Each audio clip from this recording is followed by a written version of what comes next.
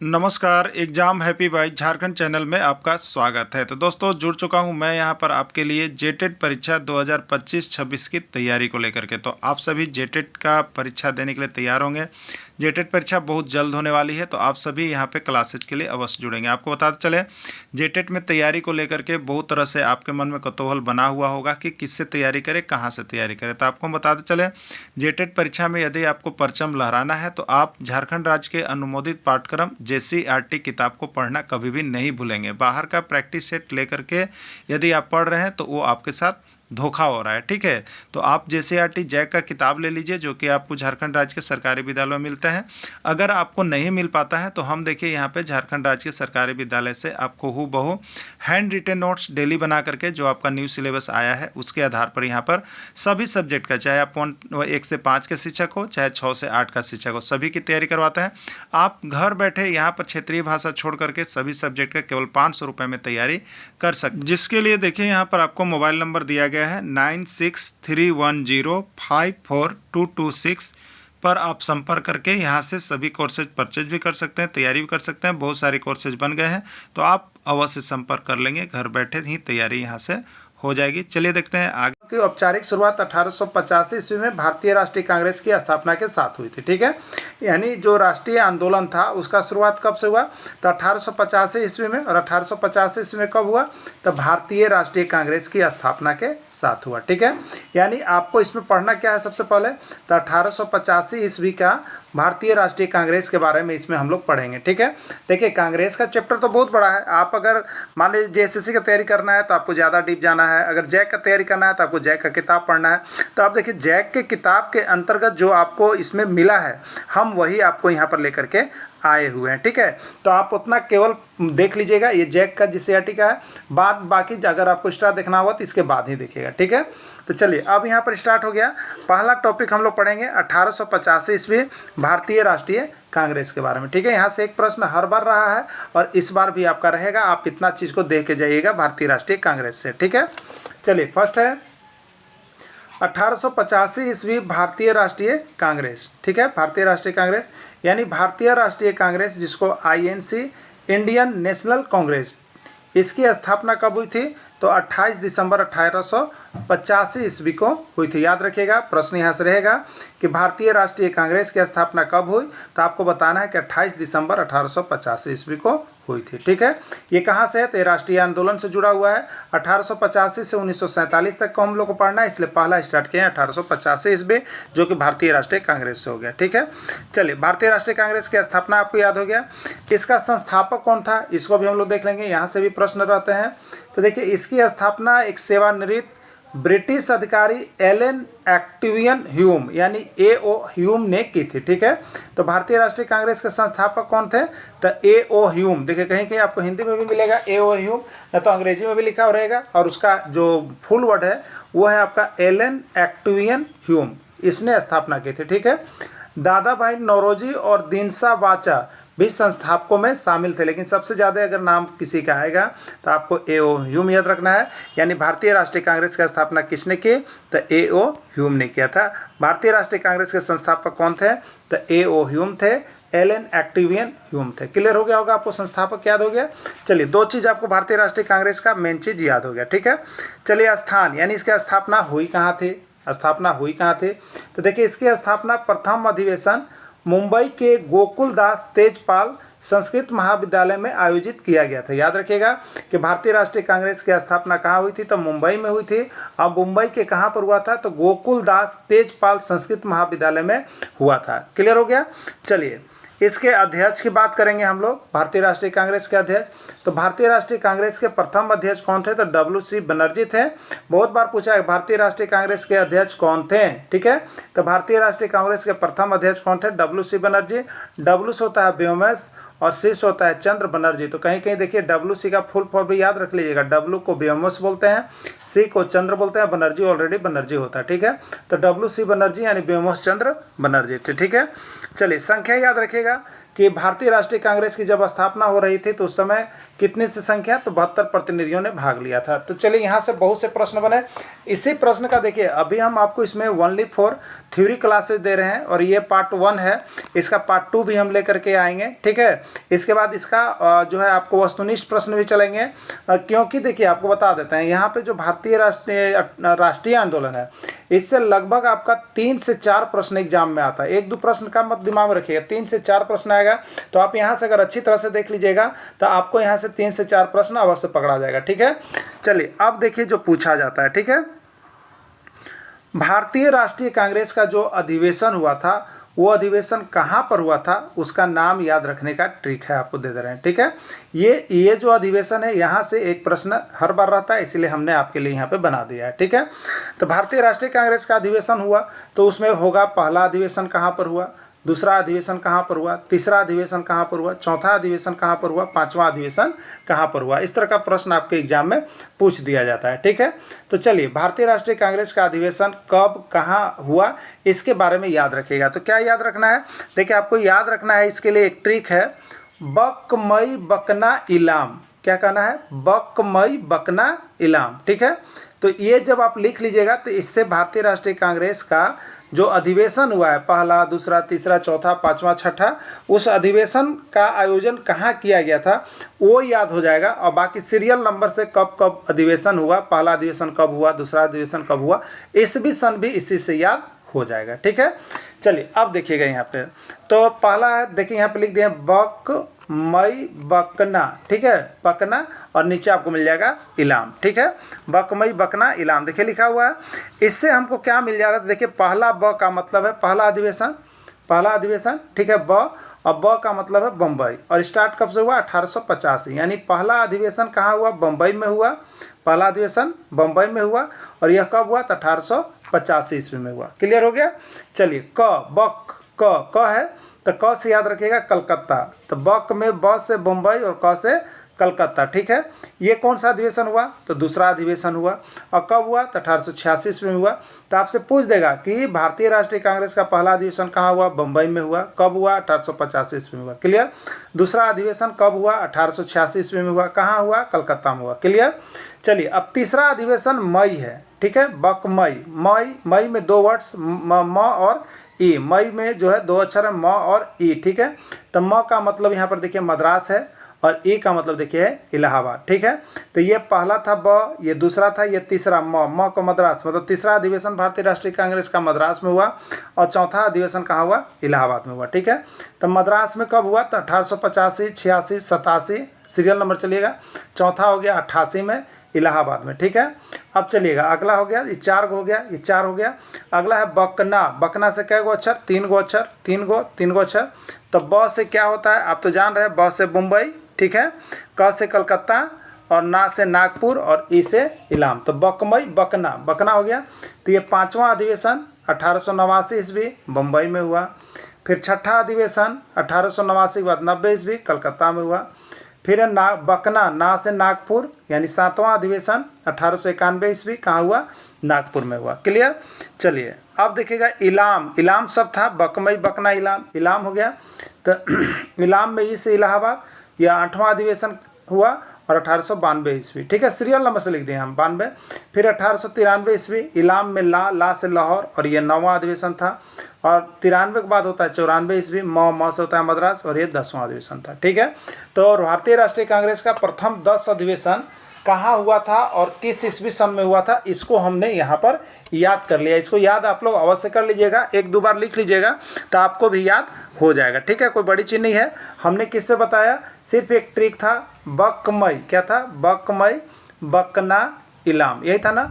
तो ये पहला हुआ ब, ये दूसरा हुआ क, ये तीसरा हुआ म, ये चौथा हुआ ई, ये 5वां हो गया ब, फिर छठा हो गया क, फिर 7वां हो गया न। तो ब से बम्बई, क से कलकत्ता, म से मद्रास, ई से इलाहाबाद। फिर क्या था, बकमई बकना, फिर हो गया ब से यहाँ पर मुंबई, ठीक है, क से कलकत्ता, और ना से नागपुर। तो इस तरह से पहला, दूसरा, तीसरा, चौथा, 5वां, छठा, 7वां।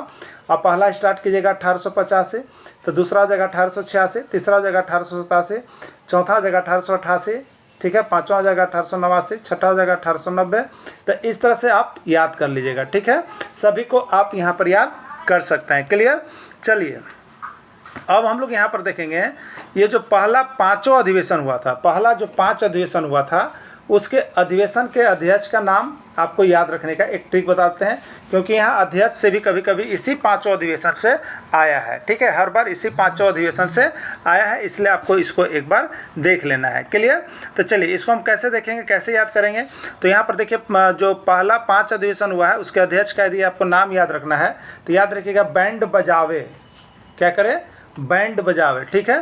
तो पहला अधिवेशन का बैं मतलब व्योमस चंद्र चटर्जी थे उसके अध्यक्ष, ठीक है। तो कांग्रेस का जो पहला अधिवेशन हुआ उसके लिए 1885 ईस्वी में हुआ और उसके पहले अध्यक्ष कौन थे, व्योमस चंद्र जी बनर्जी थे, ठीक है।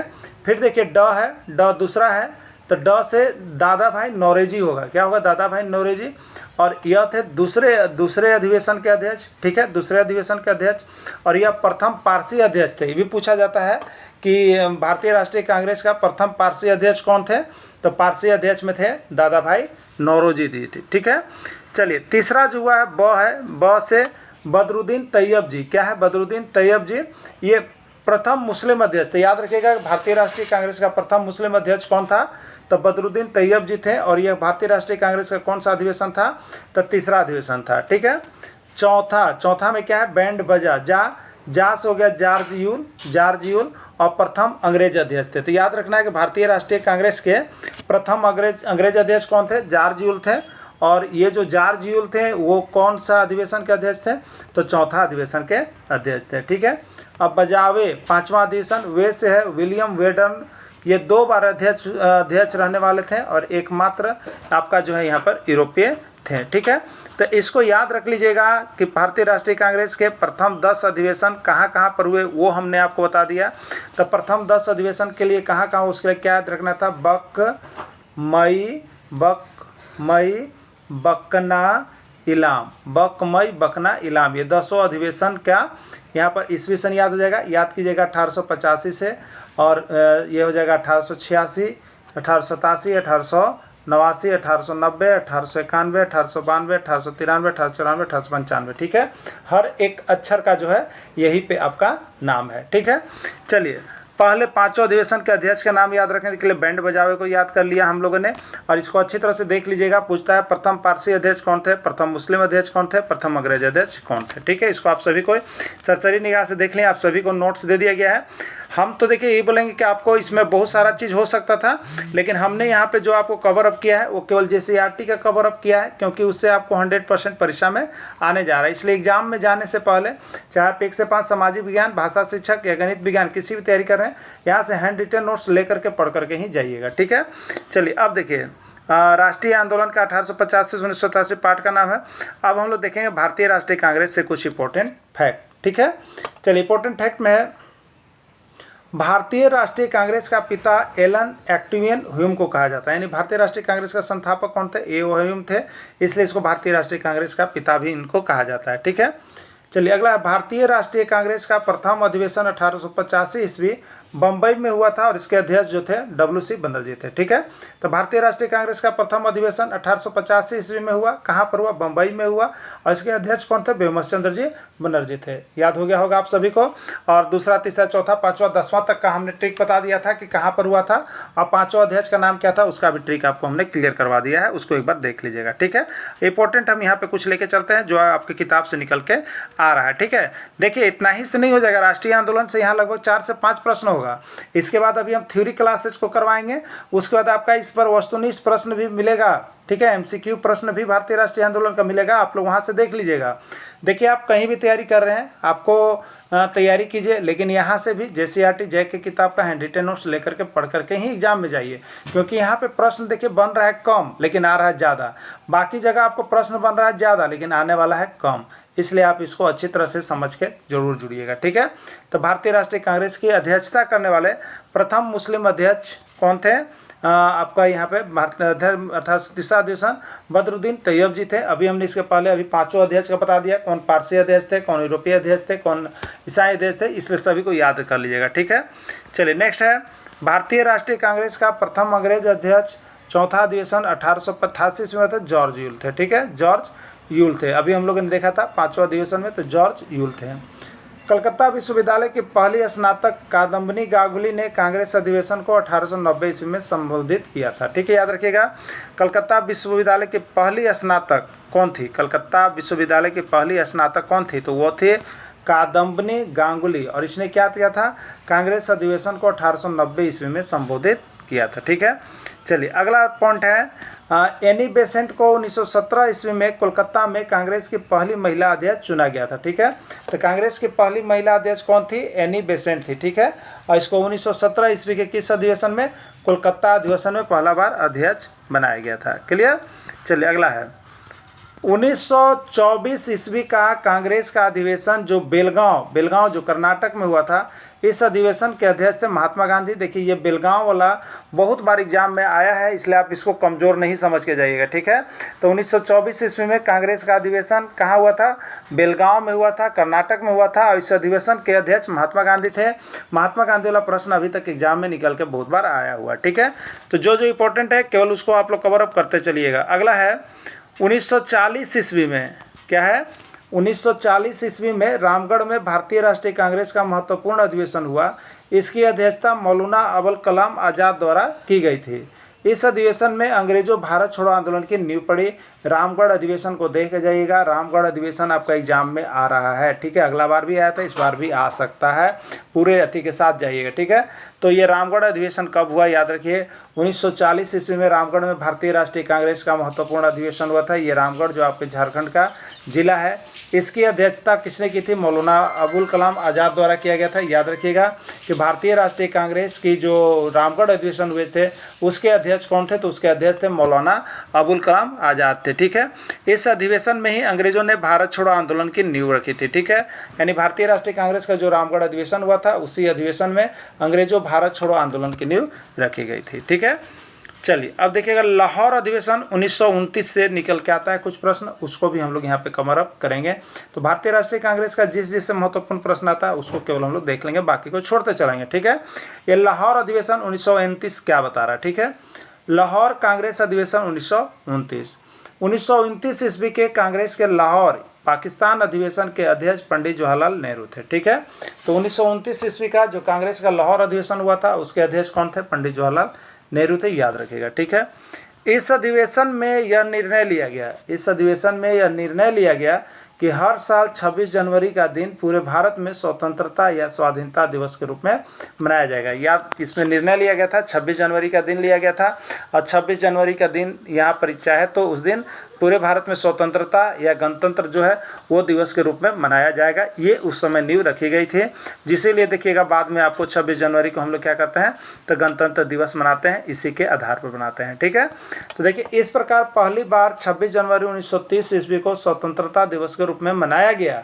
यही कारण है कि बाद में 26 जनवरी को यह गणतंत्र दिवस के रूप में लागू किया गया। ठीक है, इसी लागू किया गया। तो याद रखिएगा पहली बार 26 जनवरी 1930 को ही स्वतंत्रता दिवस के रूप में मना दिया गया था, लेकिन बाद में इसको 26 जनवरी को गणतंत्र दिवस घोषित किया गया था। ठीक है, चलिए नेक्स्ट पॉइंट है, इसी अधिवेशन में कांग्रेस ने पूर्ण स्वराज की मांग का प्रस्ताव पास किया था। ठीक है, पूर्ण स्वराज का मांग किस में किया गया? तो ये 26 जनवरी 1930 को, ठीक है, पास किया गया था। 31 दिसंबर 1929 की रात की रावी नदी के तट पर भारतीय स्थलों पर तिरंगा झंडा फहराया गया था। ठीक है, 31 दिसंबर 1929 ईस्वी की रात को जो है रावी नदी के तट पर यहाँ पर फहराया गया था। ठीक है, स्वतंत्रता प्राप्ति के लिए सविनय अवज्ञा आंदोलन शुरू करने का निर्णय भी लिया गया था, और लाहौर अधिवेशन में भारतीय राष्ट्रीय कांग्रेस का ये 44वां अधिवेशन था। लाहौर अधिवेशन भारतीय राष्ट्रीय कांग्रेस का कौन सा अधिवेशन था? 44वां अधिवेशन था। लाहौर अधिवेशन से बहुत से इंपॉर्टेंट पार्ट थे, आप लोगों ने उसको देखा, इसलिए लाहौर अधिवेशन को देखे जाइएगा। कहा भारतीय राष्ट्रीय कांग्रेस का 44वां अधिवेशन देखे जाइएगा, प्रश्न यहाँ से आपका रहेगा। ठीक है, चलिए नेक्स्ट पॉइंट है कांग्रेस का 39वां अधिवेशन। कांग्रेस का 39वां अधिवेशन, ये अधिवेशन कौन सा होता है? इसमें क्या होता है? देखिए 1924 ईस्वी का भारतीय राष्ट्रीय कांग्रेस अधिवेशन कर्नाटक के बेलगांव में आयोजित किया गया था, और यह 39वां अधिवेशन था जो 26-27 दिसंबर 1924 को आयोजित हुआ था, ठीक है। तो कांग्रेस का 39वां अधिवेशन कौन सा है? कर्नाटक अधिवेशन से है। और किससे है यह? तो ये बेलगांव में जो हुआ था उससे है। तो बेलगांव अधिवेशन बहुत इंपॉर्टेंट है, इसलिए आपको अलग से हमने 39वां अधिवेशन को यहाँ पर लिख दिया है, आप इसको पढ़ के जाइएगा, ठीक है। देखिए, ये जो अधिवेशन है यह एकमात्र ऐसा अधिवेशन था जिसकी अध्यक्षता महात्मा गांधी ने किया था। अपने पूरे जीवन काल में यह एकमात्र अवसर था जब उन्होंने कांग्रेस के किसी अधिवेशन की कमान संभाली थी। इसलिए देखिए, बहुत बार पूछता है कि भारतीय राष्ट्रीय कांग्रेस के किस अधिवेशन में महात्मा गांधी ने भाग लिया था। तो कौन सा अधिवेशन था? बेलगांव अधिवेशन था। और कौन सा अधिवेशन था? तो आपका 39वां। कौन सा अधिवेशन था? 39वां भारतीय राष्ट्रीय कांग्रेस का अधिवेशन था, जिसमें महात्मा गांधी को अध्यक्ष बनाया गया था। ये बेलगांव में था, ठीक है। इससे प्रश्न रहता है, आप इसको देख के जाइएगा, क्लियर। चलिए, गांधी जी ने अपने अध्यक्षीय भाषण में सत्य, अहिंसा और सांप्रदायिक समभाव पर जोर दिया था। इसमें जो अधिवेशन में अध्यक्ष के रूप में जब गांधी जी थे तो उन्होंने अपने अध्यक्षीय भाषण में क्या कहा था? सत्य, अहिंसा और सांप्रदायिक सद्भाव पर जोर दिया गया था। अधिवेशन का मुख्य उद्देश्य भारतीयों के बीच स्वशासन या स्वराज्य की भावना को बढ़ावा देना था। इस अधिवेशन का मुख्य उद्देश्य क्या था? तो भारतीयों के बीच स्वशासन या स्वराज्य की भावना को बढ़ावा देना इसका मुख्य मकसद रखा गया था, ठीक है। दिसंबर 2024 ईस्वी में इस ऐतिहासिक अधिवेशन का 100वां वर्षगांठ मनाया गया था। 2024 में ये जो आपको बेलगांव अधिवेशन है उसका 100वां वर्षगांठ मनाया गया था, ठीक है। चलिए, अगला देखिएगा। 1924 ईस्वी के बेलगाम अधिवेशन के एकमात्र अध्यक्ष महात्मा गांधी अपने पूरे जीवन काल में एक बार अध्यक्ष बनाए गए थे। याद रखिएगा, बेलगांव अधिवेशन जो है 1924 ईस्वी में हुआ था और इस अधिवेशन में पूरे जीवन काल में कांग्रेस के अधिवेशन में केवल एक बार ये बेलगांव अधिवेशन जो 1924 में हुआ था और ये भारतीय राष्ट्रीय कांग्रेस का 39वां अधिवेशन था। तो इसमें पूरे जीवन काल में महात्मा गांधी को एक बार अध्यक्ष बनाया गया था। इसलिए यह प्रश्न आपका बेलगांव अधिवेशन जो है बहुत ही महत्वपूर्ण हो जाता है। इसलिए बेलगांव अधिवेशन को देख करके ही एग्जाम में जाइएगा, ठीक है। चलिए, नेक्स्ट एक और अधिवेशन जो बार बार आता है वो है रामगढ़ अधिवेशन। कौन सा अधिवेशन? रामगढ़ अधिवेशन। और ये कौन सा अधिवेशन है आपका? तो 53वां अधिवेशन है, ठीक है। और ये रामगढ़ अधिवेशन कब हुआ? तो 1940 ईस्वी में हुआ, ठीक है। देखिए, हम लोग 1940 तक आ गए। हमको 1885 से कहाँ तक पढ़ना याद रखिएगा? 1947 तक। तो हम लोग यहाँ पर भारतीय राष्ट्रीय कांग्रेस की ही बात कर रहे हैं, बाकी और भी घटनाएं जो होगी उसको हम लोग यहाँ पर नीचे देखते चलेंगे, ठीक है। तो भारतीय राष्ट्रीय कांग्रेस का 53वां अधिवेशन 19-20 मार्च 1940 को झारखंड के रामगढ़ में आयोजित हुआ। तो याद रखिएगा, भारतीय राष्ट्रीय कांग्रेस का 53वां अधिवेशन था जो 19 या 20 मार्च 1940 को झारखंड के रामगढ़ में आयोजित हुआ था भारतीय राष्ट्रीय कांग्रेस का, ठीक है। इस रामगढ़ अधिवेशन की अध्यक्षता किसने की थी? तो इस रामगढ़ अधिवेशन की अध्यक्षता आपको जो है मौलाना अब्दुल कलाम आज़ाद ने की थी। याद रखिएगा कि रामगढ़ अधिवेशन की अध्यक्षता किसने की थी? मौलाना अबुल कलाम आज़ाद ने की थी, ठीक है। यह अधिवेशन झारखंड की धरती पर आयोजित होने वाले कांग्रेस का एक अत्यंत महत्वपूर्ण और एकमात्र ऐतिहासिक अधिवेशन था, ठीक है। यह अधिवेशन कहाँ हुआ था? झारखंड की धरती है जहाँ रामगढ़ जिला है, इस पर हुआ था। और ये कब हुआ था? तो इसको हमने यहाँ पर देख लिया। यह आपका जो हुआ था 19-20 मार्च 1940 ईस्वी को और यह 53वां अधिवेशन था। इसको याद कर लीजिएगा, रामगढ़ अधिवेशन को, यहाँ से प्रश्न आएगा, ठीक है। अब देखिए, महात्मा गांधी ने इस अधिवेशन में भाग लिया था और रांची से रामगढ़ तक कार द्वारा यात्रा किए थे। महात्मा गांधी इसमें रांची से रामगढ़ तक कार द्वारा जो है यात्रा करके आए हुए थे। इसी अधिवेशन में अंग्रेजों भारत छोड़ो आंदोलन की नींव पड़ी थी। इसी अधिवेशन में क्या किया गया था? तो अंग्रेजों भारत छोड़ो आंदोलन का नींव रखा गया था, ठीक है। तो कांग्रेस के रामगढ़ अधिवेशन के स्वागत समिति के अध्यक्ष डॉक्टर राजेंद्र प्रसाद थे। महात्मा गांधी जी आए थे तो इसके रामगढ़ अधिवेशन के जो स्वागत समिति के अध्यक्ष थे वो डॉक्टर राजेंद्र प्रसाद थे, ठीक है। सभा स्थल का नाम मजहर नगर रखा गया था। ये जो सभा स्थल था उसका नाम क्या रखा गया था? मजहर नगर रखा गया था। और मुख्य प्रवेश द्वार का नाम बिरसा मुंडा के नाम पर रखा गया था, ठीक है। फॉरवर्ड ब्लॉक का जन्म रामगढ़ अधिवेशन में ही हुआ। फॉरवर्ड ब्लॉक का भी जन्म कहाँ हुआ? रामगढ़ अधिवेशन में ही हुआ है। रामगढ़ अधिवेशन के प्रथम दिन डॉक्टर राजेंद्र प्रसाद ने कांग्रेस का एकमात्र प्रस्ताव पारित किया। यह प्रस्ताव सत्याग्रह पर आधारित है, ठीक है। रामगढ़ अधिवेशन का जो प्रथम दिन हुआ था उसका जो है डॉक्टर राजेंद्र प्रसाद एकमात्र कांग्रेस का प्रस्ताव सदस्य थे जिन्होंने एकमात्र प्रस्ताव पारित किया गया और यह प्रस्ताव जो है सत्याग्रह पर आधारित उन्होंने दिया था, ठीक है। अब देखिए, राष्ट्रीय आंदोलन के चरण को हम लोग देखेंगे। राष्ट्रीय आंदोलन को विभिन्न चरणों में बांटा गया है, उसको भी देख लीजिएगा। उसी चरण के अनुसार हम लोग यहाँ पर बारी बारी से 1947 ईस्वी तक पहुँचेंगे, ठीक है। तो देखिए, राष्ट्रीय आंदोलन का जो है यहाँ पर 3 चरण बांटा गया है। प्रथम चरण, द्वितीय चरण और तृतीय चरण, ठीक है। अब देखिएगा प्रथम चरण कब हुआ, भारतीय राष्ट्रीय कांग्रेस का प्रथम चरण 1885 ईस्वी से 1905 ईस्वी तक हुआ और इस युग को उदारवादी युग कहते हैं, ठीक है, या नरम दल कहते हैं। द्वितीय चरण को जो है यहाँ पे कब हुआ, तो 1905 से लेकर 1919 ईस्वी तक हुआ, इसको उग्रवादी युग या गरम दल कहते हैं, ठीक है। और तृतीय चरण जो हुआ वो 1919 से 1947 तक हुआ और ये गांधी युग के नाम से जाना जाता है, ठीक है। तो हम लोग 1885 से देखिए स्टार्ट किए और 1947 तक आ गए, तो हमको 1885 से 1947 तक पढ़ना था। तो प्रथम चरण है 1885 से 1905, उसको हम लोग देखेंगे कि इस प्रथम चरण में क्या क्या हुआ था, ठीक है। 1885 में भारतीय राष्ट्रीय कांग्रेस की स्थापना हुई, साथ ही इस पर उदारवादी राष्ट्रीय नेताओं का वर्चस्व स्थापित हो गया। पहला याद हो गया कि 1885 ईस्वी में भारतीय राष्ट्रीय कांग्रेस की स्थापना हुई थी, ठीक है। उदारवादी नेताओं में प्रमुख थे दादा भाई नौरोजी, महादेव गोविंद रानाडे, फिरोज शाह मेहता आदि थे, ठीक है। उदारवादी नेता में कौन थे, तो दादा भाई नौरोजी थे, महादेव गोविंद रानाडे थे और फिरोज शाह मेहता थे। इसको याद रख लीजिएगा, ये नाम कभी कभी पूछता है आपसे, ठीक है। कांग्रेस की स्थापना से आरंभिक 20 वर्षों में उसकी नीति का अत्यंत उदार थी, इसलिए इस काल को कांग्रेस के इतिहास में उदारवादी राष्ट्रीयता का काल कहा जाता है, ठीक है।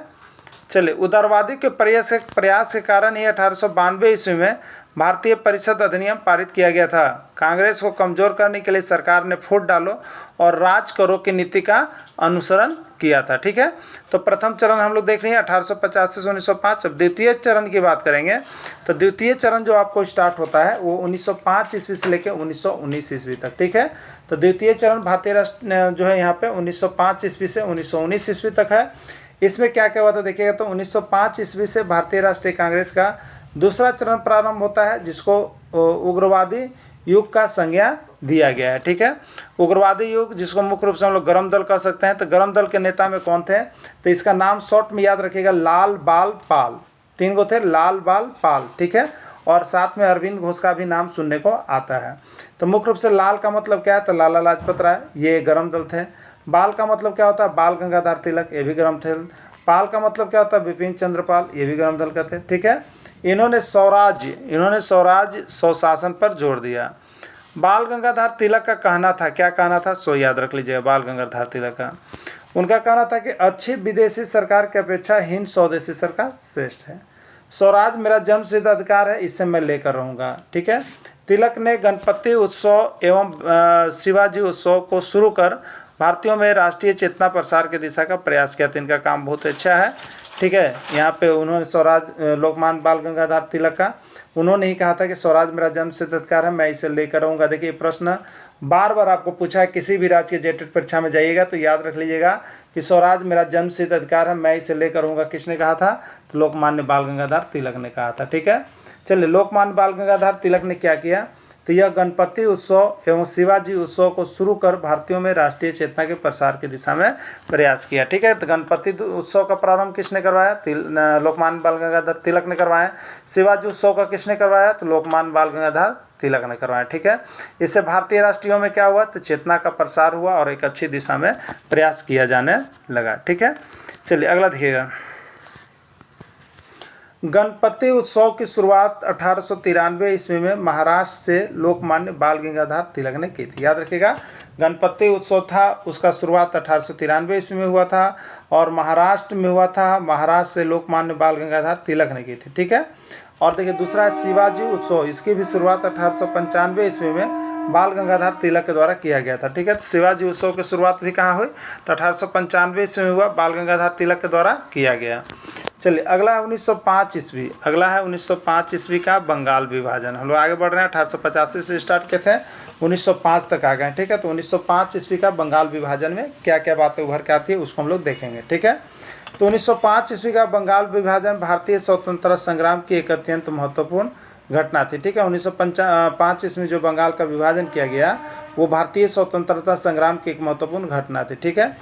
तत्कालीन वायसराय लॉर्ड कर्जन ने इसके माध्यम से 20 जुलाई 1905 ईस्वी को एक अज्ञातपा जारी करके बंगाल को 2 भागों में विभाजित किया था, ठीक है।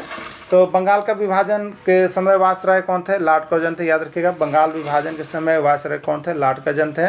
लॉर्ड कर्जन ने ही बंगाल का विभाजन करवाया है, ठीक है। और 1905 ईस्वी का बंगाल विभाजन भारतीय स्वतंत्रता संग्राम की एक अत्यंत महत्वपूर्ण घटना थी, ठीक है। बंगाल विभाजन की घोषणा तिथि कब थी? तो 20 जुलाई 1905।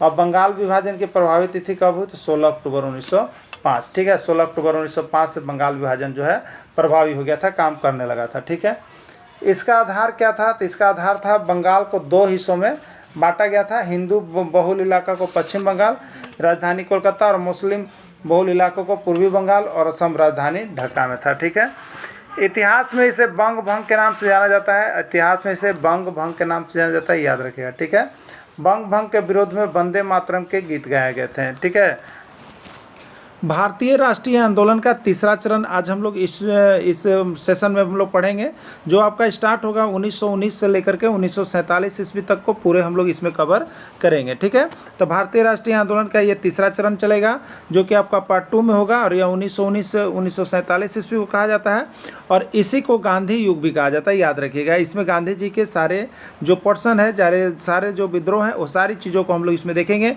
यहाँ से 2 से 3 प्रश्न आपका इस PDF से रहेगा। ठीक है, देखिए सबसे पहला हम लोग देखेंगे, यहाँ पे सबसे पहला चीज़ हम चलेंगे रॉलेट एक्ट, जो कि 8 मार्च 1919 से संबंधित है। तो रॉलेट एक्ट सबसे पहले हम लोग देखेंगे 1919 से लेकर के इस PDF में कहाँ तक पढ़ेंगे, 1947 ईस्वी तक का पूरी घटना को जो JCERT किताब दी गई पूरे को हम लोग कंप्लीट कर लेंगे, इसलिए यहाँ से जुड़े हुए रहिएगा आप सभी को। ठीक है, देखिए रॉलेट एक्ट को क्या क्या कहा जाता है।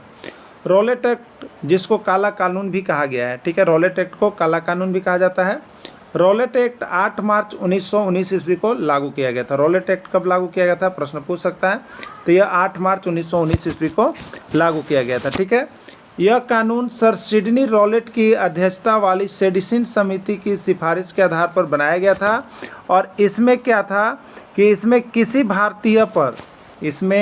किसी भारतीय पर अदालत में बिना मुकदमा चलाए उसे जेल में डाला जा सकता था, इसलिए इसी को काला कानून भी कहा गया, इसीलिए इसको काला कानून भी कहा गया। ठीक है, यानी बिना अदालत बिना मुकदमा चलाए उसको सीधा जेल में डाला जा सकता है, इसमें ये बातें कहने को आ रही थी। ठीक है, इसी रॉलेट एक्ट के खिलाफ में रविंद्रनाथ टैगोर ने नाइटहुड की उपाधि वापस त्याग कर दिया था। ठीक है, रविंद्रनाथ टैगोर ने किसकी उपाधि वापस की थी? तो याद रखिएगा नाइटहुड की उपाधि। ये भी पूछा जाता है किस एक्ट के खिलाफ में, तो रॉलेट एक्ट के खिलाफ। ठीक है, चलिए नेक्स्ट सेकेंड पॉइंट जो देखेंगे हम 1919 ईस्वी का ही यहाँ पर जिक्र करेंगे, वो है देखिए जालियांवाला बाग हत्याकांड। ठीक है, जालियांवाला बाग हत्याकांड से एक प्रश्न रहता है, आप सभी को देख लीजिएगा।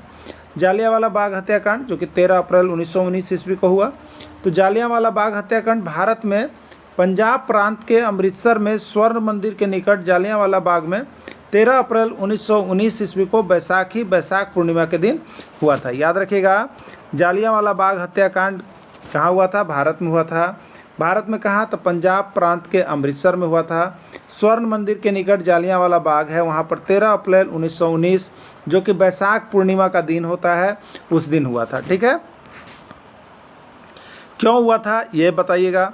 तो इसमें 2 लोकप्रिय नेता थे, डॉक्टर सैफुद्दीन किचली और डॉक्टर सत्यपाल की गिरफ्तारी कर लिया गया था। इसी गिरफ्तारी का विरोध करने के लिए सभी लोग जालियांवाला बाग में जमा हुए थे, पहुंचे हुए थे। ठीक है, इस सभा पर बिना कुछ कहे पूछे क्या हुआ था? तो जनरल डायर नामक एक अंग्रेज अधिकारी ने बिना चेतावनी के भीड़ पर गोली चलवा दी थी, गोली चलाने का आदेश दे दिया था, जिसमें 400 से अधिक व्यक्ति मारे गए और 2000 से अधिक लोग घायल हुए थे। ठीक है, तो जालियांवाला बाग जो हत्याकांड हुआ था उसमें गोली चलाने का आदेश कौन दिया था? तो यहाँ पर अंग्रेज अधिकारी का नाम क्या था? जनरल डायर पूछता है, याद रखिएगा जनरल डायर है। ठीक है, रविंद्रनाथ टैगोर ने क्या किया था? तो रविंद्रनाथ टैगोर ने जालियांवाला बाग हत्याकांड के विरुद्ध में नाइटहुड की उपाधि वापस कर दी। उन्हें यह उपाधि ब्रिटिश प्रशासन ने 1915 ईस्वी में दी थी। ठीक है, जालियांवाला बाग के हत्याकांड के विरोध में रविंद्रनाथ टैगोर ने क्या किया? तो यहाँ भी नाइटहुड की उपाधि जो थी वो वापस कर लिया था। ठीक है, वापस दे दिया था। इस समय कौन था भारत का गवर्नर जनरल? जालियांवाला बाग हत्याकांड के समय भारत का गवर्नर जनरल कौन था?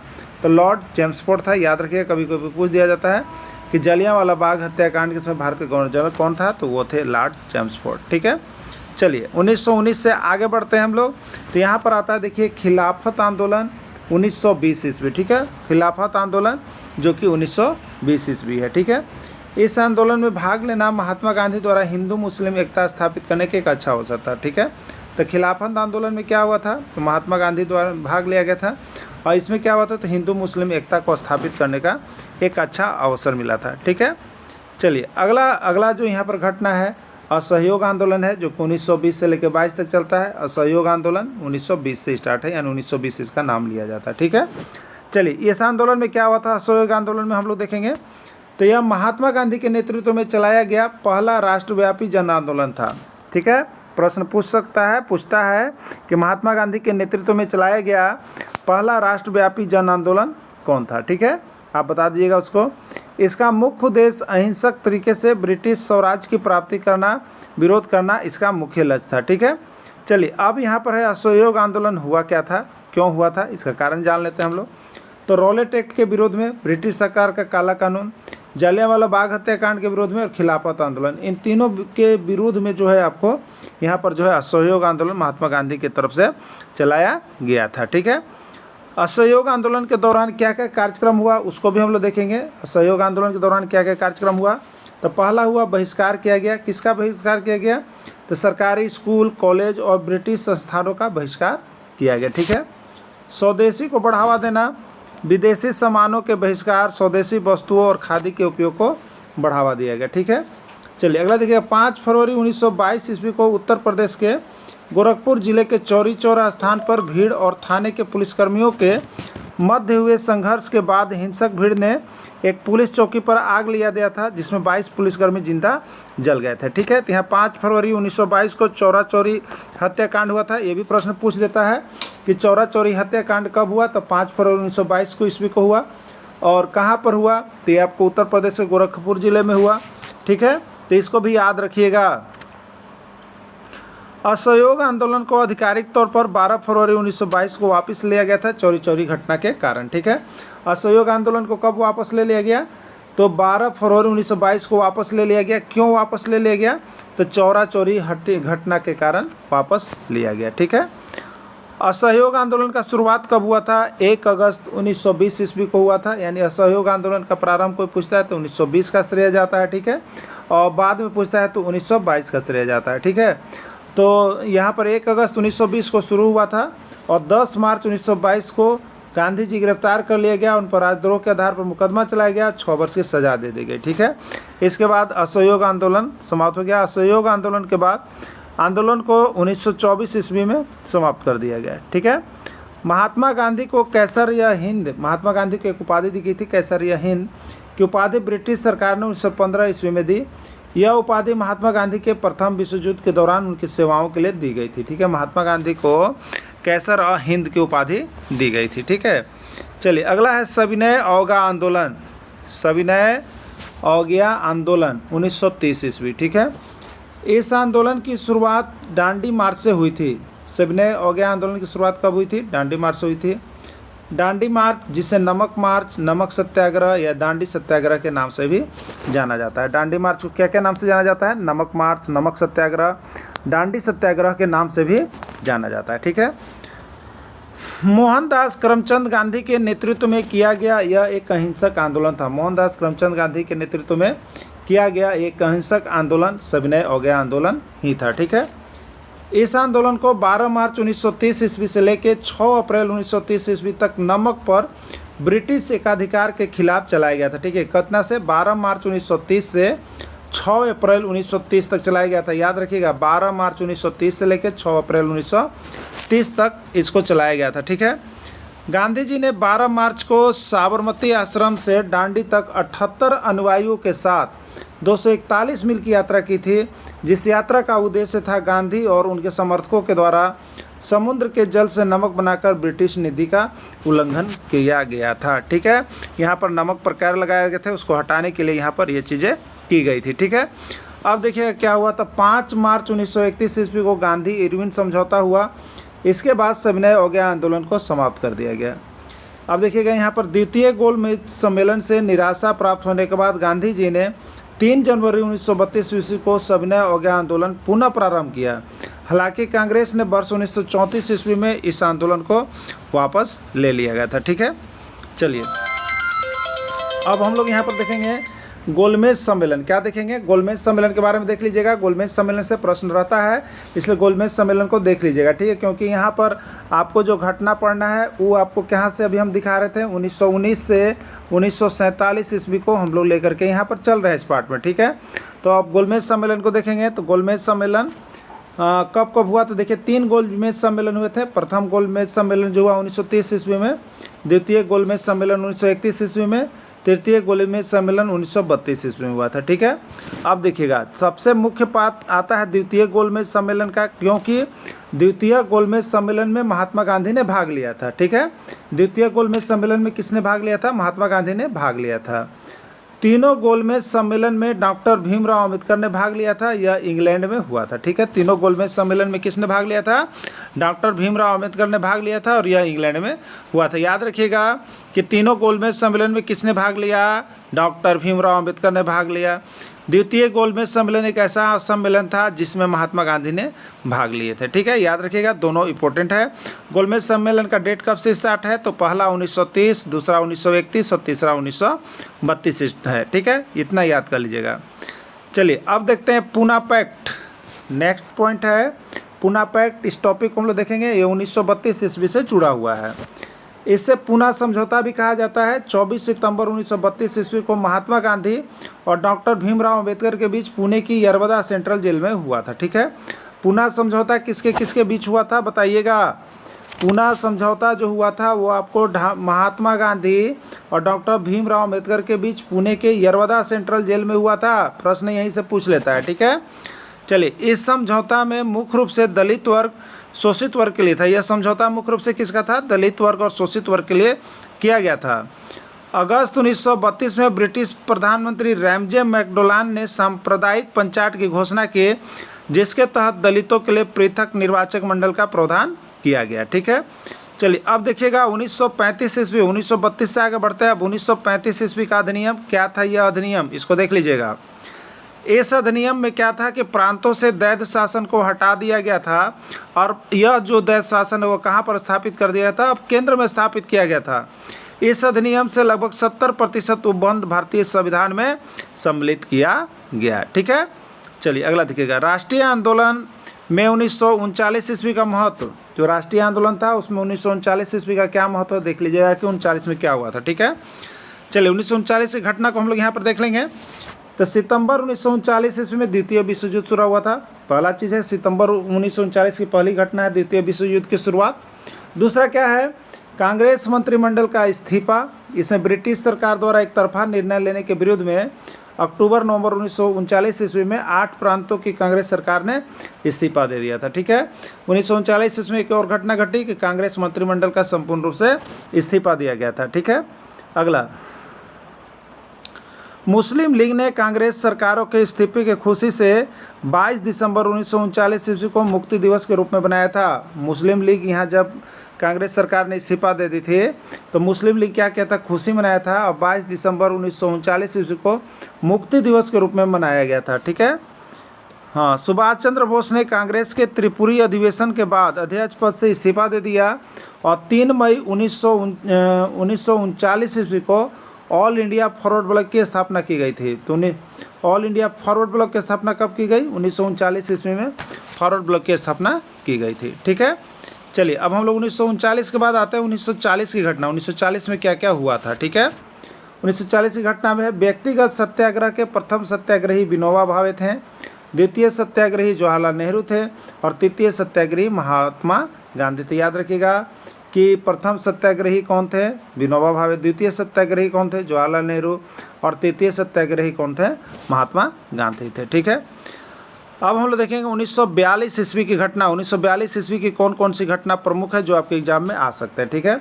तो 1942 ईस्वी, जिसको हम लोग भारत छोड़ो आंदोलन कहते हैं, 1942 ईस्वी है, ठीक है। भारतीय स्वतंत्रता आंदोलन का आखिरी सबसे बड़ा आंदोलन माना जाता है। 14 जुलाई 1992 ईस्वी को वर्धा में कांग्रेस की कार्यकारिणी समिति ने अंग्रेजों भारत छोड़ो आंदोलन का प्रस्ताव पारित किया था, ठीक है। 14 जुलाई 1942 ईस्वी को वर्धा में कांग्रेस की कार्यकारिणी समिति ने अंग्रेजों भारत छोड़ो का प्रस्ताव पारित किया था। 8 अगस्त 1942 ईस्वी को अखिल भारतीय कांग्रेस की बैठक मुंबई के ग्वालियर टिंक मैदान में हुई और भारत छोड़ो आंदोलन को मंजूरी मिल गया था। ठीक है, 8 अगस्त 1942 ईस्वी को भारत छोड़ो आंदोलन को मंजूरी मिला था मुंबई के ग्वालियर टिंक मैदान में। ठीक है, इस आंदोलन को अगस्त क्रांति के नाम से भी जाना जाता है। आपको पता होगा इस आंदोलन को एक और नाम से जाना जाता है जिसको हम लोग अगस्त क्रांति कहते हैं। ठीक है, भारत छोड़ो आंदोलन में ही करो या मरो का नारा दिया गया था। अंग्रेजों भारत छोड़ो का नारा दिया गया था। ठीक है, भारत छोड़ो आंदोलन में ही करो या मरो का नारा दिया गया था।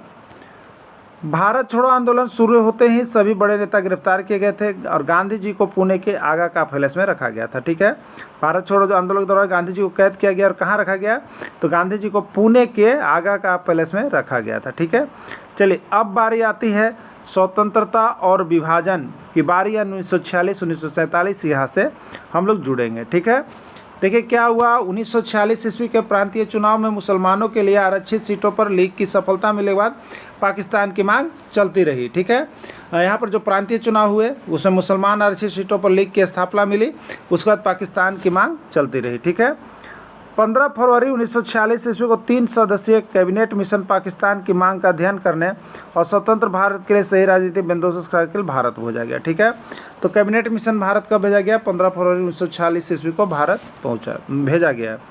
और कैबिनेट मिशन 24 मार्च 1946 ईस्वी को भारत आया था। ठीक है, कैबिनेट मिशन 24 मार्च 1946 ईस्वी को भारत आया था।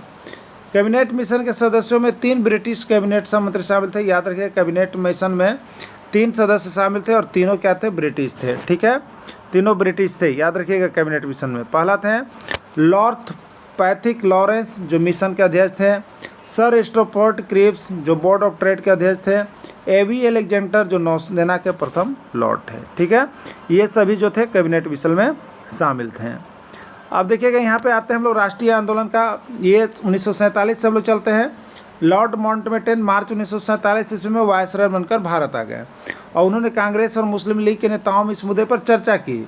उन्होंने भारत के विभाजन और भारत के साथ पाकिस्तान नामक नए राज्य की स्थापना की बात कही, लेकिन राष्ट्रवादियों ने मजबूर होकर भारत का विभाजन तो स्वीकार किया पर उन्होंने 2 राष्ट्र के सिद्धांत को नहीं माना। ठीक है, तो इसमें हुआ क्या, सो देखिएगा आप लोग। इसमें माउंटबेटन इस समस्या को सुलझाना चाहते थे, इसलिए माउंटबेटन इस समस्या को सुलझाने के लिए लंदन गए और भारत आने पर एक योजना प्रस्तुत की जिसको लॉर्ड माउंटबेटन योजना कहा गया। ठीक है, जिसको लॉर्ड माउंटबेटन योजना कहा गया। ठीक है, इस योजना के तहत क्या हुआ, तो लॉर्ड माउंटबेटन योजना के तहत भारत का विभाजन किया गया। भारत 15 अगस्त 1947 ईस्वी को एक स्वतंत्र राष्ट्र के रूप में अस्तित्व में आया और पाकिस्तान 14 अगस्त 1947 ईस्वी को अस्तित्व में आया। इस तरह से भारत का विभाजन हो गया। ठीक है, चलिए हम लोग थोड़ा सा देखेंगे माउंटबेटन योजना क्या था, इसको हम लोग देख लेंगे, कभी कभी एग्जाम में आ जाता है। इस योजना को 3 जून की योजना के रूप में जाना जाता है। यह योजना भारत का स्वतंत्रता और विभाजन का अंतिम खाका था। इसकी घोषणा भारत के अंतिम वायसराय लॉर्ड माउंटबेटन द्वारा 3 जून 1947 ईस्वी को की गई थी, इसलिए इसको 3 जून की योजना भी हम लोग कहते हैं। ठीक है, महात्मा गांधी को, अब देखिएगा यहाँ पर कुछ हम लोग जो है मुख्य तथ्य देखेंगे राष्ट्रीय आंदोलन से। यहाँ पर मेन तथ्य जो था यहाँ तक आपका समाप्त हो गया है, लेकिन अब यहाँ जो पूरे टॉपिक पढ़े उसका हम लोग कुछ इंपॉर्टेंट फैक्ट यहाँ पर है उसको लिख लेंगे और आपको बताते चलेंगे। राष्ट्रीय आंदोलन बहुत बड़ा पार्ट है, इसके बाद अब इसका पार्ट 3 आएगा। पार्ट 3 में आप वस्तुनिष्ठ प्रश्न को देख सकते हैं। ठीक है, चलिए अब देखिएगा यहाँ पे महात्मा गांधी को रविंद्रनाथ टैगोर ने 1915 ईस्वी में महात्मा गांधी को उपाधि दी थी। ठीक है, तो प्रश्न पूछा जाता है कि महात्मा गांधी को महात्मा किसने कहा, याद रखिएगा रविंद्रनाथ टैगोर ने कहा। ठीक है, महात्मा गांधी को राष्ट्रपिता कहकर 4 जून 1940 को सुभाष चंद्र बोस ने संबोधित किया। प्रश्न पूछ देता है कि महात्मा गांधी को राष्ट्रपिता किसने कहा, तो याद रखिएगा सुभाष चंद्र बोस ने कहा। महात्मा गांधी को यहाँ पर महात्मा गांधी को रविंद्रनाथ टैगोर ने 1915 ईस्वी में महात्मा गांधी को उपाधि दी थी, महात्मा को उपाधि दी थी। महात्मा गांधी को महात्मा किसने कहा, रविंद्रनाथ टैगोर ने कहा। ठीक है, राजकुमार शुक्ल ने महात्मा गांधी को सबसे पहले बापू कहकर पुकारा, तो राजकुमार महात्मा गांधी को सबसे पहले बापू किसने कहा, तो राजकुमार शुक्ल ने कहा। ठीक है, महात्मा गांधी के राजनीतिक गुरु कौन थे, गोपाल कृष्ण गोखले थे। याद रखिएगा महात्मा गांधी के राजनीतिक गुरु कौन थे, तो गोपाल कृष्ण गोखले थे। ठीक है, अब देखिए महात्मा गांधी के द्वारा कुछ आंदोलन किया गया है, उसको भी याद रख लीजिएगा, यहाँ से प्रश्न एक आता है। तो महात्मा गांधी के द्वारा कुछ महत्वपूर्ण आंदोलन किए गए हैं। महात्मा गांधी द्वारा भारतीय स्वतंत्रता आंदोलन के लिए जिसमें पहला आंदोलन का नाम आता है चंपारण सत्याग्रह, जो 1917 ईस्वी से जुड़ा हुआ है। चंपारण सत्याग्रह जो 1917 ईस्वी से जुड़ा हुआ है। भारत में महात्मा गांधी के नेतृत्व में किया गया यह पहला सत्याग्रह आंदोलन था। यह बिहार के चंपारण में नील की खेती करने वाले किसानों के शोषण के खिलाफ हुआ था। याद रखिएगा, चंपारण सत्याग्रह जो है भारत में महात्मा गांधी जी के नेतृत्व में किया गया पहला सत्याग्रह आंदोलन। पूछता है कि महात्मा गांधी के नेतृत्व में किया गया पहला सत्याग्रह आंदोलन कौन है, तो आप याद रखिए चंपारण सत्याग्रह कब हुआ, तो 1917 ईस्वी में हुआ। ठीक है, चलिए अगला है खेड़ा सत्याग्रह। खेड़ा सत्याग्रह 1918 है इसका सेशन। गुजरात के खेड़ा जिले में किसानों की फसल बर्बाद होने के बाद भी सरकार द्वारा लगान वसूली के विरोध में गांधी जी ने यह आंदोलन चलाया था, जिसको लोग खेड़ा सत्याग्रह के नाम से जानते हैं। ठीक है, चलिए नेक्स्ट है खिलाफत आंदोलन।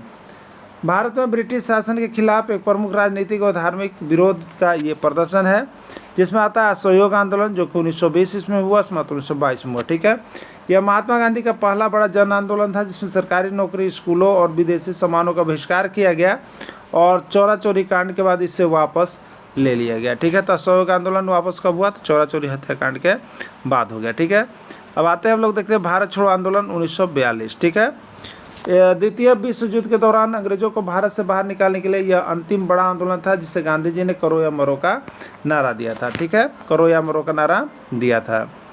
महात्मा गांधी की 100 जयंती की 150वीं वर्षगांठ कब मनाया गया, तो 2 अक्टूबर 2019 को मनाया गया। याद रखिएगा, कभी कोई प्रश्न पूछ देता है कि महात्मा गांधी की जयंती की 150वीं वर्षगांठ कब मनाई गई, तो 2 अक्टूबर 2019 ईस्वी को मनाई गई थी। ठीक है, यो आयोजन 2 अक्टूबर से शुरू होकर 2 अक्टूबर 2020 तक चला था। ठीक है, यह जो आपका आंदोलन था महात्मा गांधी की जयंती के साथ चला था।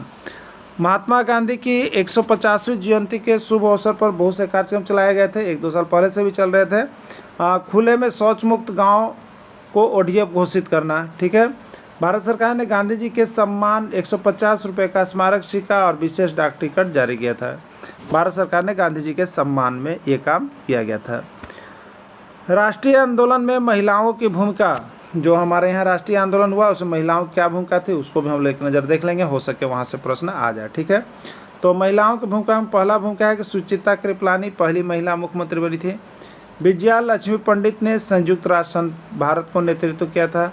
इंदिरा गांधी देश की पहली महिला प्रधानमंत्री बनी, इन्हें आयरन लेडी के नाम से भी जाना जाता है। ठीक है, तो इस तरह से यहाँ पर देख लीजिएगा।